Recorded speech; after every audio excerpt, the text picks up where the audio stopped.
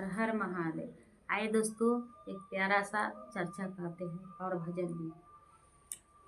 एक सास पतोह रहे लोग दू जनी, तो उनकर सास चर्चा में जात रही, तो बेचारी जहाँ चर्चा होके तहाँ जास नहीं, जहाँ चर्चा होके वहाँ चहुक जास, एक एगो साड़ी पहन के जास, जहाँ चर्चा होके तहाँ एक एगो साड़ी पहन के जास। तो शिष्या बहन लोग कहे लोग कि देखा ना, इस शिष्या बहन ना एक एगो साड़ी पहन के बार बार आवतारी, बार बार एक एगो सरिया पहन के आवतारी। तो उनका थोड़ा मन में दुख लगल। तो एक दिन कोनो दूसरा गांव में चर्चा होखत रहे, तो कहली कि ए बहुआ सुन ना, ए बहुआ सुन ना, एगो गांव में चर्चा होखता हैं, अपन एगो लुगा देतू तो पहन के हम जैती चर्चा में। तो पतो उनकर कह तरीका कि हा लुगा त लुगा हटे, तारा के लुगरी देवे ना करे बा, तले लुगा के फेर में बारू जातारू कि ना।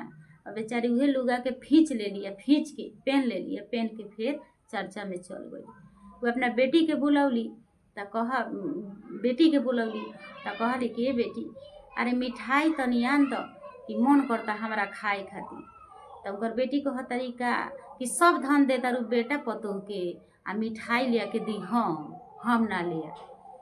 तो चुप हो गई। फिर गई अपना बेटा बेटी, तो कहली ये बबू 5 गो रुपया देता नु, तो वो गाँव में चर्चा होता, वो जैती आ गुरु जी पर चढ़ावती, चाहे वही में से लाइसी दाना वैसी दाना खीनती। बेटा कहले कि तू पंटकिया मांगतारू, हम चरनी तारा के देवे ना करम, तू पंटकिया मांगतारू। अब बेचारी का कहली कि अपना मन में गुरु से गोर लाग लेली, फिर चर्चा में चल गई। अली तो का कहली कि वही रात के उनकर कहली सुमिरली गुरु जी के, आ कहली कि हे गुरु जी, अगर सच्चा और चर्चा कैले होखम, हे गुरु जी हैं, अगर सच्चा और चर्चा कैले होखम तो हमरा के अपना लगे बुला ली, हे गुरु जी, अगर सच्चा चर्चा कैले होखम तो अपना लगे बुला ली। का कहलन गुरु जी, उतना बेचारी शिष्या धर्मात्मा रही, गुरु जी वही रात के बेचारी उनकर प्राण निकल। बिहान भैला भइल तो सारा लोग घेरले रहे हैं, बिहान भैला भइल तो सारा लोग घेरले रहे हैं।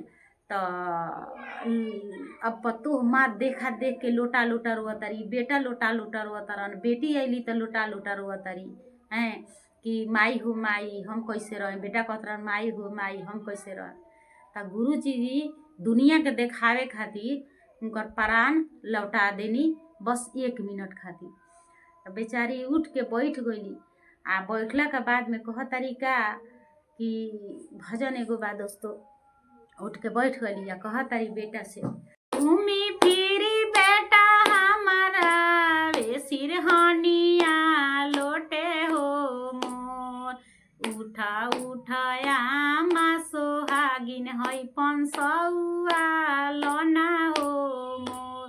तो बेचारी का कह तारी कि इतना दिन मंगनिए बबुआ चरनियो ना दिहल मोर, अब का कहे लए बबुआ 500 लोना हो मोर, अब का कहे लए बबुआ 500 लोना हो मोर।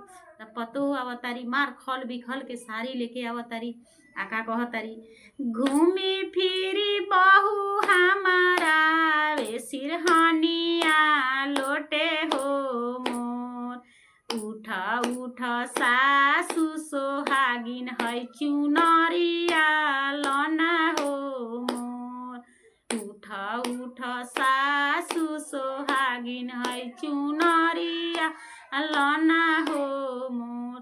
का कहतारी बेचारी, इतना दिन मंगनिए बहुआ लुगरियो ना दिहलू मोर, अब का कहेलू ए बहुआ चुनरिया पेनल हो मोर, अब का कहेलू ए बहुआ चुनरिया पेनल हो मोर।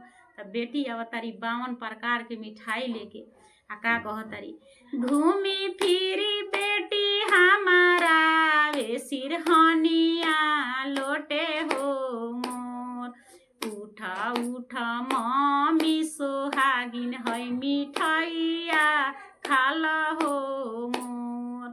उठा मम्मी सोहागिन है मिठाइया खाला हो मोर। त का कहतरी इतना दिन मंगनिए बेटी कचरवो ना दिहलू मोर। अब का कहेलू ए बेटी मिठाइया खाला हो मोर।